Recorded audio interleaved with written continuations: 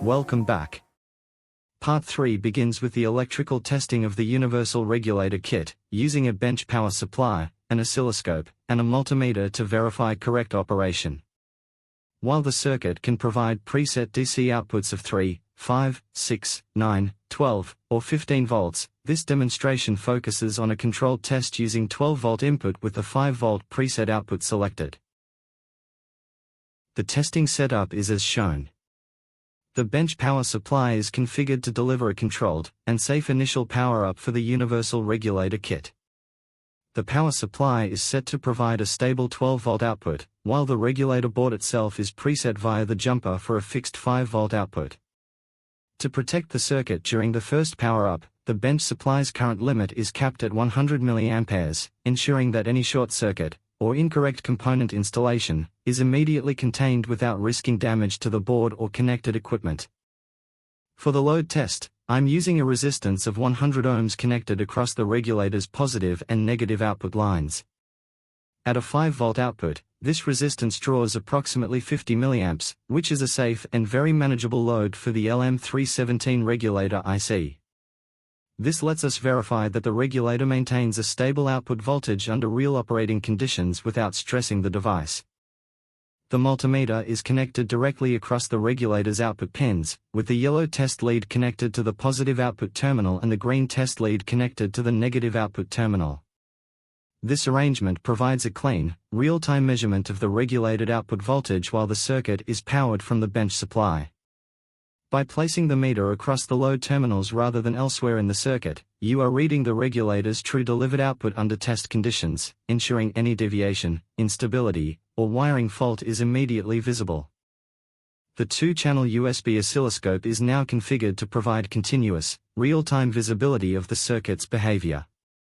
Channel 1 is tied to the regulator board's plus 5-volt output, while Channel 2 monitors the bench supply's plus 12-volt input rail, both measured as DC levels. This dual-channel view allows active confidence testing, verifying stability, observing any transient behavior, and ensuring the regulator responds correctly under load. With the oscilloscope, bench supply, and multimeter all in place, the full test environment is now established and we are ready to begin the physical evaluation of the circuit. For the load test, I have constructed a load resistance via parallel network made from two 330 ohm resistors and one 270 ohm resistor. Together they form an effective load of about 102 ohms, which draws roughly 50 mA at a 5-volt output. Each resistor safely dissipates well under its quarter-watt rating, making this a reliable and thermally comfortable test load for the regulator.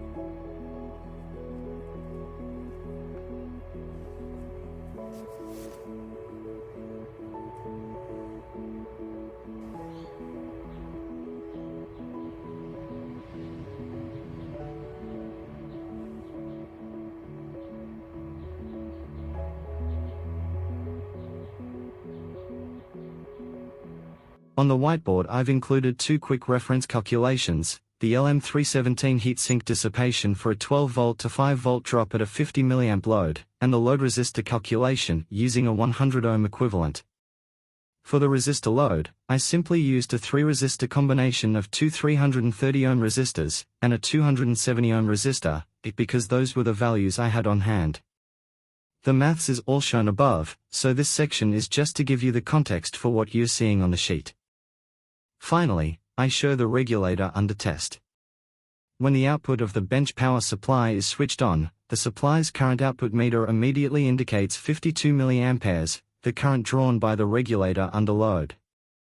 The multimeter confirms the regulator is delivering a steady 5V as configured, while the oscilloscope displays the same story, channel 1 locked at 5V on the output rail, and channel 2 holding the 12V input level. With all instruments agreeing, the build is verified as a complete success. To conclude, when the bench supply is switched off, both channels fall cleanly back to 0, hence marking the end of the test sequence.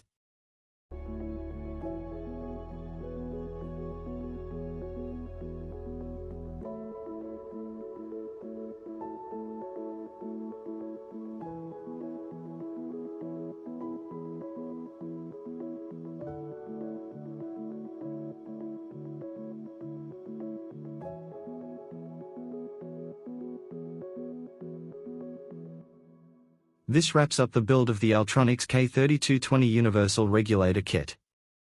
Thanks for sticking with me through the entire series, from unboxing, to prep, to soldering, to final assembly. I appreciate you taking the time to watch, learn, and build along with me. For the next project, we are stepping things up a notch. I'll be diving into the Altronics K1109B kit, better known as Kelvin the Clever Cricket. This one's a more challenging build, and a fun one. Kelvin is an electronic cricket that changes its chirp pattern based on light levels and ambient temperature, using a PIC microcontroller to simulate real-world behavior.